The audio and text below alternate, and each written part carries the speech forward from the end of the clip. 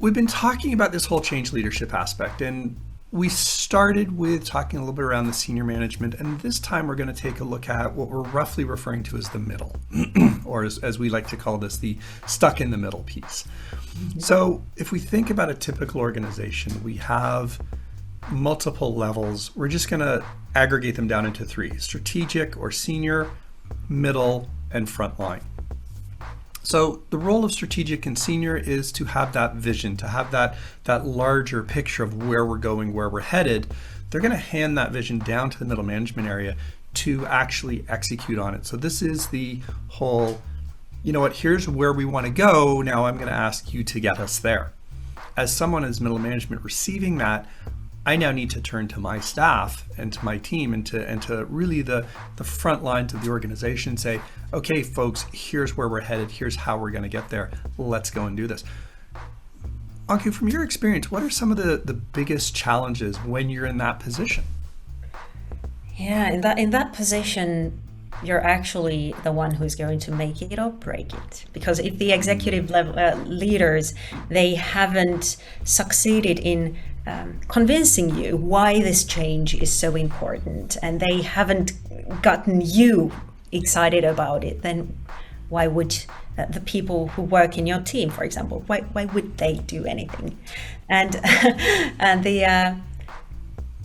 this person in this particular situation stuck in the middle is usually the one who brings the bad news, like, okay, so there's going to be this kind of a change, and we need to learn how to do new things, and they are really balancing between the tasks they are given and the voice that their teams are also telling them. Mm-hmm. Yeah, and you raise a really good point there around how middle management brings it forward, because you know, the studies show that staff are going to look to their immediate supervisor first for direction. So as someone who is in that position, in that middle management layer, you hand down to me this strategic vision. Here's where we're going to go. I'm not quite on board yet. I turn to my staff and say, guess what we're doing, right? And it's going to really impact how much the staff embraces that. So as someone who's in the middle, you really got to get on board if you're going to make this a success. So now it becomes a question of, well, what's happening? What's coming down to you?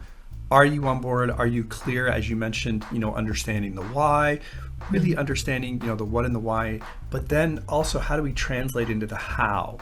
Because now we've got to look at the operationalizing of it. And we're often keeping the organization running while we're changing it. When the Olympics came to London, the head of the London Underground, the Tube, they did a huge revamp. And famously, he was quoted as describing it as doing heart surgery on a marathon runner while they're running a race, because they had to keep the system running. I mean, people rely on this. This is the heart and soul of of the city of London, and millions of commuters take this every day. So they couldn't, hey, let's shut it down for 2 weeks while we upgrade and do work. No, they had to keep it rolling. And as management, we're faced with this day in and day out every time we go through a change. How do we keep the lights on and at the same time remanufacture, rejig, rewire the machine so that it can actually run better?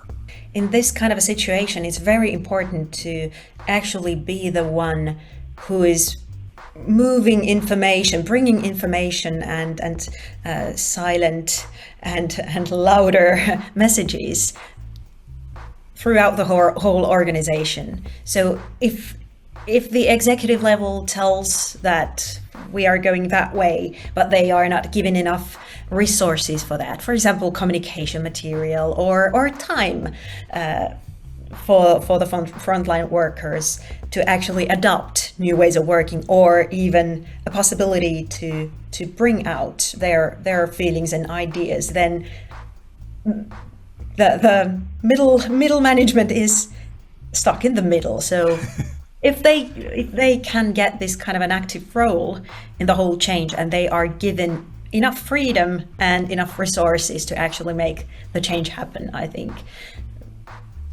that's kind of a sweet spot. Yeah, and it really ties back to our theme around leadership, because as someone who is stuck in the middle, I need to have that brave leadership to stand up to senior management, deliver those tough messages, to really advocate for my staff and for my team. At the same time, though, I need to deliver those tough messages to my staff and my team and advocate for senior management. And, I need to kind of almost balance the view from the balcony as well as down in the weeds as the details, and really help reconcile that and represent both sides. So I'm just really loving where these conversations are going. And in our next of this series, we're going to step down into the weeds. We're going to go and take a look at the view from the frontline staff, from the folks who need to execute. As we like to say, stuff flows downhill. Now what do I do? So join us for that one, and really looking forward to that continued conversation. Yeah, me too. See you then.